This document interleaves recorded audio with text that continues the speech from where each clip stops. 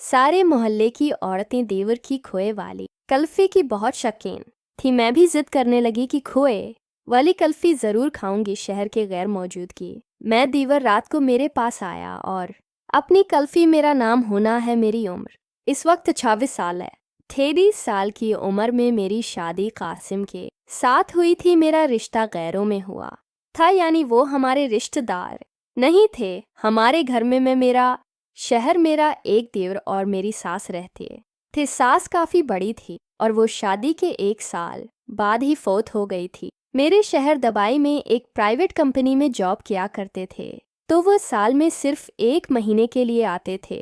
बाकी टाइम वो दवाई में ही होते थे। घर में सिर्फ मैं और मेरे दीवर ही हुआ करते थे। मेरा दीवर बहुत ही शरीफ और सादा सा लड़का था।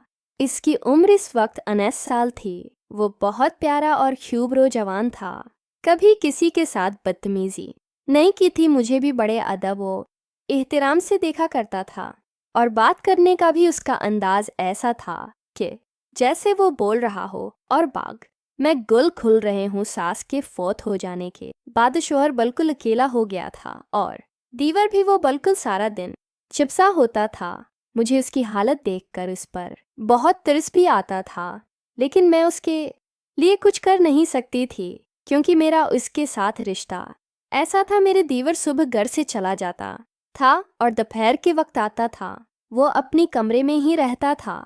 जब खाना खाना होता था तो मैं उसको बिला लेती थी, अदरवाइज वो अपनी ही कमरे से बाहर नहीं आता था। काफ़ी दिनों से मैं एक चीज़ महसूस कर रही थी कि जैसे दीवर की तबीयत कुछ बदली बदली से है। मेरी तरफ देखने के बाद वो नज़रें चुरा देता था। मुझे कुछ समझ नहीं आ रहा था, लेकिन मेरे दिमाग में एक शख्सा पैदा हो गया था जिसको मैं क्लियर करना चाहती थी, क्योंकि देवर मेरी तरफ देखता भी था, अब कुछ अजीब अंदाज से था। और मोहल्ले वाली औरतें भी देवर की बहुत तारीफ करिया करती थी। जो भी कोई औरत आती वो सीधी मेरे देवर का पूछती और मुझे उनसे जलन भी होती थी। लेकिन मैं क्या करती? मैं कुछ कर नहीं सकती थी। मैं उनको बता देती थी कि मेरा देवर जहाँ पर भी है वहाँ उनसे मिल लें। मोहल्ले में मेरी एक सहेली थी जिसका नाम शबाना था। उसका शहर भी बाहर गया हुआ था और इसने मुझे बताया था कि तुम्हारे देवर की खोए वाली कल्फी की सारी औरतें बहुत शौकीन हैं। अब जब से मुझे पता चला था कि देवर की कल्फी वाकई बहुत कमाल की है, तो मैंने भी देवर से जिद कर दी थी कि मुझे भी अपनी कल्फी दिखाओ, मैं भी उसका मज़ा लेना चाहती हूँ। मेरा देवर मान नहीं रहा था। वो मुझे बार बार एक चीज़ के लिए मना कर रहा था, लेकिन मैं भी जिद थी क्योंकि मुझे मेरी सहेली ने बता दिया था कि तुम्हारे देवर की कल्फी इतनी बड़ी और मोटी है कि जिस औरत ने भी आज तक इसका मज़ा लिया है वो बार बार तुम्हारे देवर के पीछे पीछे फटी हैं। लेकिन तुम्हारे देवर की इतनी डिमांड है, इतनी जगह पर वो पूरा नहीं आ सकता। अब मुझे तो मसला ही कोई नहीं था क्योंकि सारा कुछ मेरे घर में ही मौजूद था। मेरा देवर मेरे पास था और मेरी हर बात मानता था। लेकिन जब से मैंने देवर की कल्फी का इससे जिक्र किया था वो कुछ इनकम्फर्टेबल सा हो गया था। मुझे देवर से हमेशा एक ही बात कहता था कि भाभी आप रहने दें, आपके बस की बात नहीं है, क्योंकि आपकी सेहत आपको इस चीज़ की इजाज़त नहीं देती। दरअसल पिछले 1 महीने से मुझे खून की काफ़ी कमी हो चुकी थी और सारे जिस्म में दर्द वगैरह भी होता रहता था। इसलिए देवर मुझे उस चीज़ से बचाना चाहता था, लेकिन मुझे कल्फी की कमी बहुत महसूस हो रही थी। मैं देवर को बार बार एक ही जिद करती थी। एक दिन तो यहाँ तक कह दिया कि देवर ने मेरी लड़ाई की बाइस मजबूरी के बाइस बात मान ली और कहने लगा कि भाभी अब सारी जिम्मेदारी आप पर होगी।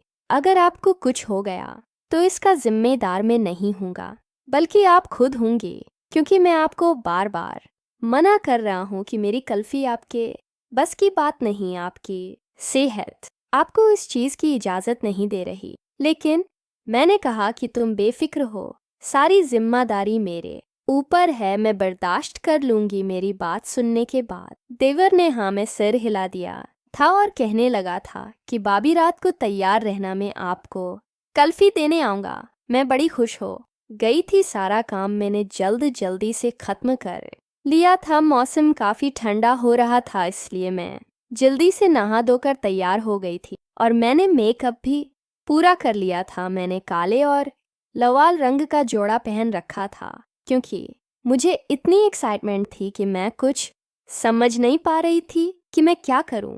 अब मुझे बरसों की तमन्ना आज पूरी होने वाली थी क्योंकि देवर की गल्फी बहुत मोटी और बड़ी थी। ऐसा मुझे मोहल्ले की औरतों ने बताया था। जब मैं तैयार होकर अपने कमरे में इंतजार करने लगी थी तो कमरे की दरवाज़ा खटखट आया। मेरी धड़कन तेज होने लगी, मेरा सांस फूलने लगा। मैं अपने आप को समेटने लगी। मैं समझ गई थी कि अब दीवर आया होगा और अपनी कल्फी मुझे देगा। तो दीवर कमरे में आया और आकर मुझे कहने लगा कि भाभी आप आराम से बेड पर लेट जाएं, मैं आपको कल्फी देता हूँ। आते ही उसने कमरे की लाइट बंद कर दी थी और छोटी लाइट ऑन कर ली थी। मैं समझ गई थी कि अब दीवर ज़्यादा देर नहीं लिखाएगा, बल्कि वो तो पहले से ही इसी इरादे के साथ आया है।